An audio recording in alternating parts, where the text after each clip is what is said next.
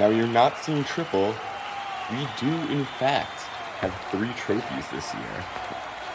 Hi, I'm Dogbot300, and welcome back to episode 2 of Marbolian League 2026. We have another returning event for you today. We have the distance drag, where each team will send down 2 marbles. 2 teams will go at a time, and they will just try to get as far as possible on this rough terrain track. Then, they will switch sides and go again. And the rules are simple. Whoever can make it the furthest will win. With all that being said, I see no more to say, so let's get started. Here we have a little example run for you. So ultimately, that speckle-dotted team got farther than the striped team, so they would actually have done better here.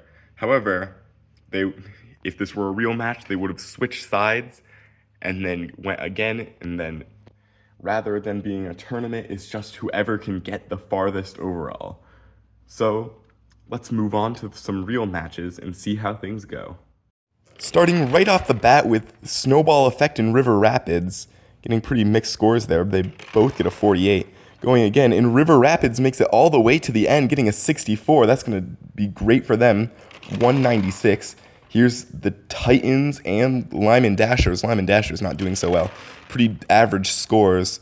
Lyman Dashers once again falling a bit behind, but Titans doing not much better. Pretty lower end scores there. Here's Electric Eels and Caramel Swirlers really going all over the place. 87 and 83, not bad at all. Here they go again. Electric Eels falling a bit behind, but Caramel Swirlers not doing much better. Yeah, 163 and 147, pretty average scores overall.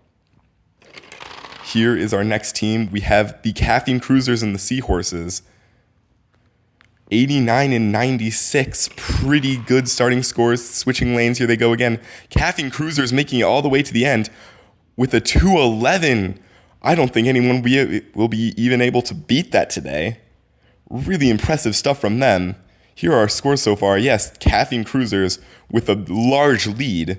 River Rapids and Seahorses, however, tied, but River Rapids actually placed higher because they had the higher scoring marble, and that is how we will be doing tiebreakers today. So, if we have any more tied marbles, that is how things will be solved. Titans at the bottom of the scale with Electric Eels and Lyman Dashers. None of them doing great. Here's Pumas and Skyfire. Skyfire getting a 107.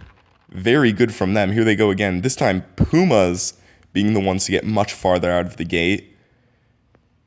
Tied at a 185, so you can see we highlighted that 58 just to kind of show that they will be taking the tiebreaker. Here's Labyrinth and Crystal Clear. Crystal Clear, yesterday's winner, getting a 101. Already doing very strong once again. Here they go again.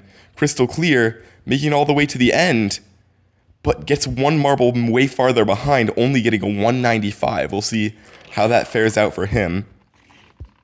Here's the Martians and Tidal Wave.